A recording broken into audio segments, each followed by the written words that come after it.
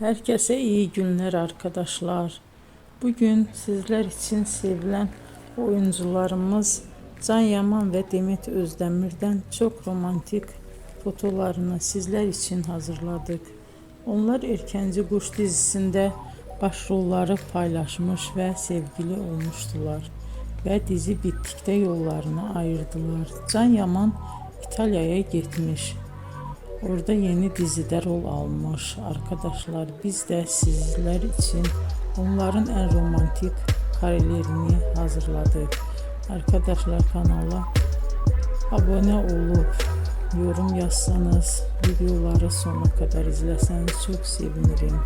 Hoşça kalın. Bizden bu kadar arkadaşlar.